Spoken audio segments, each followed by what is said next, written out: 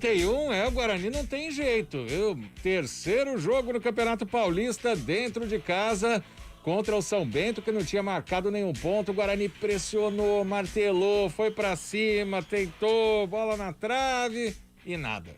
0-0 o jogo, tropeço do Guarani dentro de casa contra o São Bento, que tá no grupo da Ponte, né? Somou o primeiro ponto dele no campeonato. O Bugre está nesse momento ainda em segundo lugar por causa do saldo de gols. Mirassol lidera o grupo com 8 pontos, Guarani tem 5 e o saldo -2, e o Santos, que levou uma goleada no clássico do São Paulo, não nessa rodada, né? Nessa rodada o Santos venceu, mas na anterior, por causa disso, o Guarani ainda está na frente. Como dissemos, né, na audiência rotativa do rádio, hoje não houve qualquer definição sobre a continuidade ou não do Campeonato Paulista nessas próximas semanas. A reunião dos clubes com a Federação Paulista vai acontecer amanhã, porque hoje à tarde a federação vai consultar o Ministério Público Estadual, que pediu a paralisação do futebol na fase emergencial. Guarani tem o próximo jogo marcado contra a Ferroviária no sábado em Araraquara. Sobre a partida de sábado passado, 0-0 com São Bento, o técnico Alan Al gostou do desempenho do time, mas sabe que o resultado é frustrante.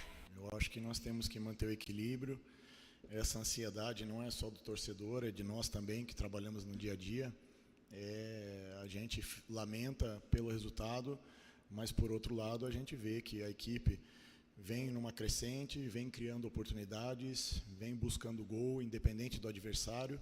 E por detalhes, hoje nós não conseguimos a vitória, né? Bola na trave, chances perdidas, procurando tomar a iniciativa do jogo do início ao fim. Mas, infelizmente, tem coisas que no futebol são um pouco difíceis de explicar. Mas é procurar trabalhar, continuar trabalhando, continuar acreditando no que está sendo feito.